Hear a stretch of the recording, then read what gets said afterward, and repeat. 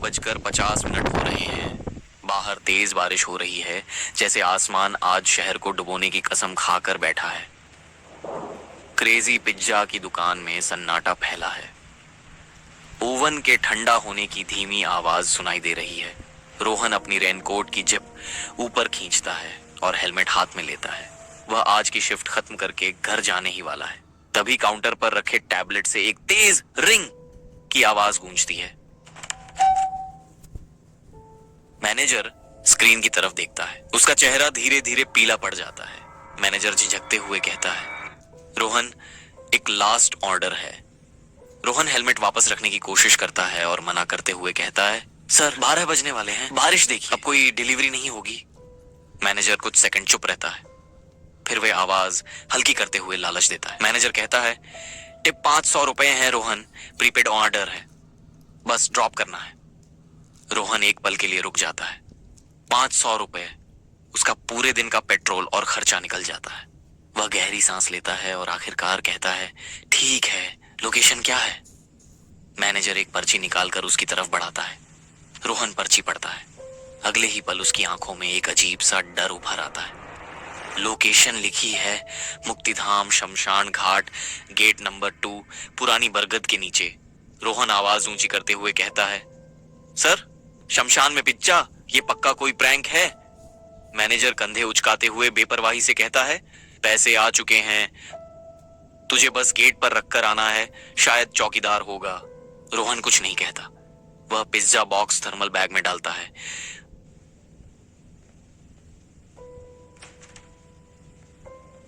रोहन अपनी bike start करता है। इंजन की आवाज बारिश में डूब जाती है। बारिश की बूंदें हेलमेट के वाइजर पर हथौड़ों की तरह पड़ रही हैं। शहर की सड़कें वीरान हैं। स्ट्रीट लाइट्स धुंधली पीली रोशनी फेंक रही हैं, जिससे सड़कों पर परछाइयां अजीब सी लग रही हैं। रोहन धीरे धीरे शहर से बाहर की तरफ बढ़ता है। जैसे जैसे वह शमशान वाले रास्ते की ओर मुड़ता है, आसपास का सन्नाटा और गहरा होता जाता है। अब इमारतों की जगह झाड़ियां और सुनसान खंडर दिखते हैं। इस रास्ते पर एक भी स्ट्रीट लाइट नहीं है, सिर्फ बाइक की हेडलाइट अंधेरे को चीर रही है। अचानक रोहन को महसूस होता है कि बाइक कुछ भारी हो गई है। उसका दिल जोर से धड़कता है। उसे लगता है जैसे पीछे की सीट पर कोई बैठा है। वह शीशे में देखता है, कुछ नहीं है, सिर्फ काला अंधेरा। रोहन खुद से बड़बड़ाता हुआ कहता है, मुझे ऐसा क्यों लगा कि पीछे कोई बैठा है? शायद बस मेरा वहम ही होगा। रोहन कुछ सेकंड तक शीशे से नजर नहीं हटाता। पीछे की सीट खाली दिख रही है। वह गहरी सांस लेता है और खुद को समझाते हुए कहता है, कुछ नहीं है, दिमाग मुझसे खेल रहा है। वह एक्सीलरेटर थोड़ा और घुमाता है। बाइक आगे बढ़ती है, लेकिन उसका मन अभी भी पीछे अटका रहता है।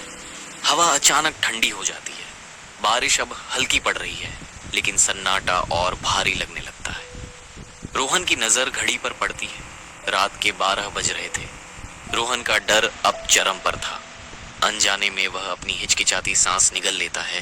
दिल की धड़कन तेज, हाथ कांप रहे थे। सामने कुछ दूरी पर एक बड़ा जंग लगा हुआ लोहे का गेट धीरे धीरे उभरता है। गेट के ऊपर टूटा फूटा बोर्ड लटका है, मुक्तिधाम शमशान घाट, गेट आधा खुला है। हवा चलने पर वह चरमराते हुए हिलता है। हवा की आवाज सीधे रोहन रूह में उतर जाती है। रोहन बाइक धीमी करता है और गेट के सामने रुकता है। चारों तरफ अजीब सी खामोशी है। न कोई इंसान, न कोई जानवर, सिर्फ हवा और पेड़ों की सरसराहट है। रोहन इतना डरा हुआ है कि वो बाइक से ही नहीं उतरता। वह दूर से ही आवाज लगाता है, हेलो, कोई है क्या? पिज्जा डिलीवरी लेकर आया हूं। उसकी आवाज शमशान के अंदर तक गूंजती है और फिर अचानक खो जाती है। कोई जवाब नहीं आता। रोहन अपनी भौहें तान लेता है। दिल तेजी से धड़क रहा था, हाथ हल्के कांप रहे थे। वह जेब से फोन निकालकर कस्टमर को कॉल करता है। रोहन स्क्रीन की तरफ देखता है। कॉल कनेक्ट हो रही है, लेकिन अगले ही पल उसकी रीढ़ में सिहरन दौड़ जाती है।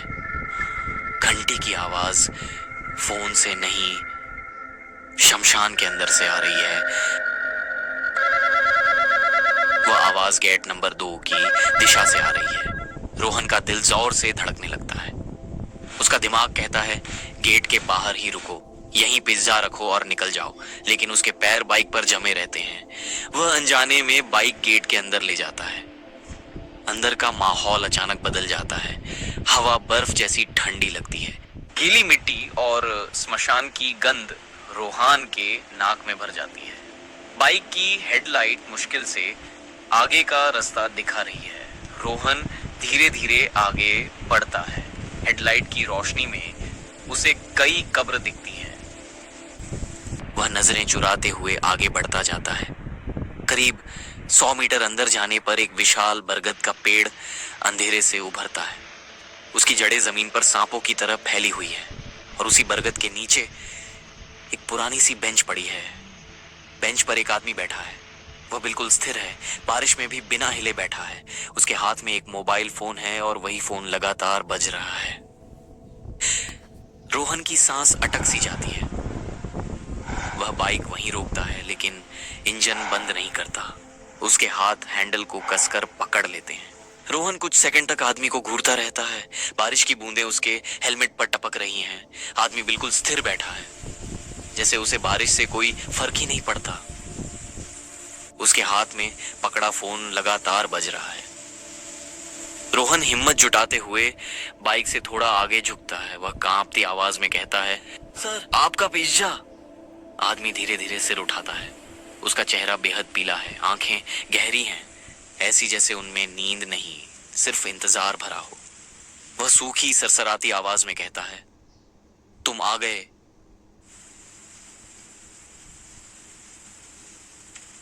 रोहन तुरंत थर्मल बैग खोलकर पिज्जा बॉक्स बाहर निकालता है। वह बॉक्स आगे बढ़ाते हुए कहता है, सर आपका ऑर्डर। आदमी अपना हाथ आगे बढ़ाता है। उसकी उंगलियां पिज्जा बॉक्स को छूती हैं। रोहन की उंगलियां अनजाने में उसके हाथ से टकरा जाती हैं। उस पल रोहन के पूरे शरीर में बिजली सी दौड़ जाती है। वह ठंड साधारण ठंड नहीं है, वह मौत की ठंड है। आदमी बॉक्स पकड़ते हुए धीमे स्वर में कहता है, रुकोगे नहीं? रोहन कदम पीछे हटाते हुए जल्दी से कहता है, ना नहीं सर, बहुत रात हो गई है, मैं चलता हूं। आदमी बॉक्स खोलता है। पिज्जा की गर्म खुशबू कुछ पलों के लिए शमशान की बदबू को दबा देती है। आदमी एक पिज्जा का स्लाइस उठाता है। वह बिना रोहन की तरफ देखे धीमे से कहता है, आज मेरी सालगिरह है। रोहन निगलते हुए डर के साथ पूछता है, आपकी शादी की सालगिरह है? आदमी के होंठों पर एक फीकी मुस्कान आती है। वह आंखें उठाकर सीधे रोहन को देखते हुए कहता है, नहीं, मरने की सालगिरह है। रोहन का दिमाग एक पल के लिए सुन्न पड़ जाता है। उसका शरीर जैसे जड़ हो जाता है। आदमी पिज्जा का स्लाइस मुंह की तरफ ले जाने की बजाय जमीन पर रख देता है। अगले ही पल वह पिज्जा का स्लाइस सड़ने लगता है। चीज काली पड़ जाती है, ब्रेड पर फफूंद उगाती है। वह ताजा पिज्जा हफ्तों पुराना दिखने लगता है। रोहन की आंखें डर से फैल जाती हैं। आदमी वह सड़ा हुआ टुकड़ा रोहन की तरफ बढ़ाते हुए कहता है, खाओगे? रोहन एक सेकंड भी नहीं सोचता। वह तुरंत बाइक का एक्सीलरेटर पूरा घुमा देता है। बाइक झटके से आगे बढ़ती है। टायर कीचड़ में फिसलता है, लेकिन रोहन किसी तरह संतुलन बना लेता है। पीछे से एक डरावनी आवाज आती है और फिर एक गहरी दर्दनाक रोने की आवाज हवा में गूंजती है। वह आवाज रोहन के कानों में चीरती हुई घुस जाती है। रोहन रूह कांप जाती है। वह बस किसी तरह से गेट की तरफ गाड़ी भगता है। उसने बाइक मेन रोड पर दौड़ाई। तेज हवा उसे होश में लाने की कोशिश कर रही है, लेकिन उसकी आंखों के सामने वही सड़ता हुआ पिज्जा और वह पीला चेहरा घूम रहा है। उसे समझ नहीं आ रहा था कि वह क्या करे। डर के मारे उसका गला सूख चुका था। रोहन बाइक मेन रोड पर दौड़ रहा है। तेज हवा और झमाझम बारिश उसके चेहरे से टकरा रही है। दिल जोर जोर से धड़क रहा है। तभी उसका फोन बजता है। रोहन बाइक रोकता है, हाथ कांपते हुए कॉल उठाता है। हेलो? मैनेजर की आवाज घबराई हुई है। हर शब्द में डर झलक रहा है। कहाँ हो? श्मशान मत जाना। नहीं, जल्दी वापस आओ। और फिर कॉल कट जाती है। रोहन वापस कॉल करता है। फोन बजता है। The number you are trying to call is not reachable. Rohan ठिठक जाता है। पीछे सड़क पर सिर्फ बारिश की झमाझम आवाज, तेज हवा और अपनी धड़कन गूंज रही है। अपने आप से बड़बड़ाते हुए रोहन कहता है, मुझे शॉप पर वापस जाना चाहिए। मैनेजर सर काफी परेशान लग रहे थे। कुछ तो गड़बड़ लग रही है। रोहन ने बाइक मोड़ी और शॉप की तरफ निकला। रात के 1 बज रहा है।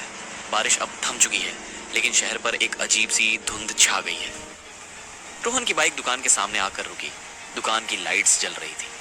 कांच के दरवाजे से अंदर रोशनी दिख रही थी। रोहन ने राहत की सांस ली। चलो, सर अभी भी दुकान पर हैं। वह लड़खड़ाते कदमों से बाइक से उतरा। उसके पैर अभी भी कांप रहे थे। उसने दरवाजा धक्का देकर खोला। सर, मैनेजर सर, कहाँ हो? दुकान के अंदर जानलेवा सन्नाटा था। ओवन बंद हो चुके थे। कोई आवाज नहीं थी। सर, मैं वो डिलीवरी। रोहन की आवाज गले में ही अटक गई। वह धीरे धीरे काउंटर की तरफ बढ़ा। मैनेजर अपनी कुर्सी पर नहीं था। रोहन काउंटर के पीछे झांका और उसका खून वहीं जम गया। मैनेजर जमीन पर पड़ा था। वह काउंटर के नीचे उसी टैबलेट के पास गिरा पड़ा था जिस पर ऑर्डर आया था। रोहन की चीख निकल गई, लेकिन आवाज बाहर नहीं आई।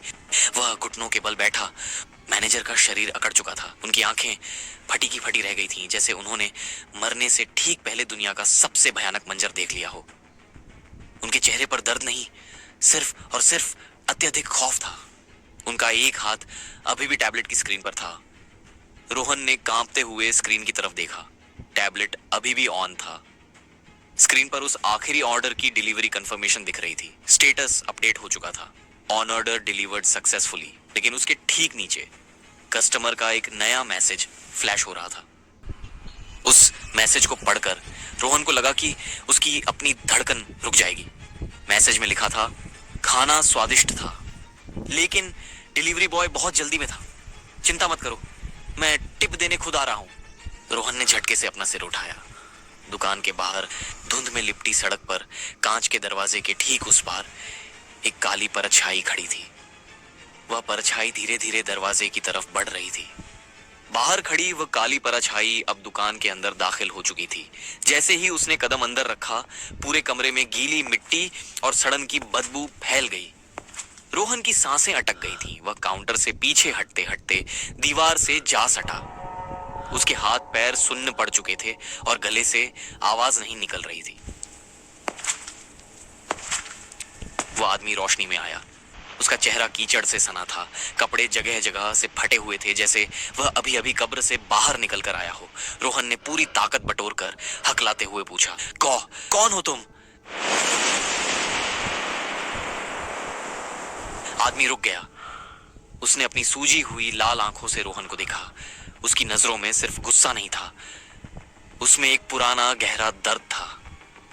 वह एक और कदम आगे बढ़ा और अजीब सी आवाज में कहा, भूल गए तुम और तुम्हारे मैनेजर, तुमने मेरे साथ क्या किया था? रोहन का दिमाग चकराने लगा। उसे कुछ समझ नहीं आ रहा था। कौन मैनेजर? क्या किया था? उसका दिल इतनी जोर से धड़क रहा था कि उसे अपने कानों में अपनी ही धड़कन सुनाई दे रही थी।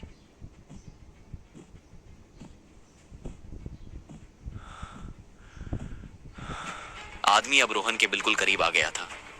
इतना करीब कि रोहन को उसकी ठंडी सांसें महसूस हो रही थी। आदमी ने धीरे से कहा, सिर्फ एक पिज्जा की वजह से तुम लोगों ने मुझे दफन कर दिया।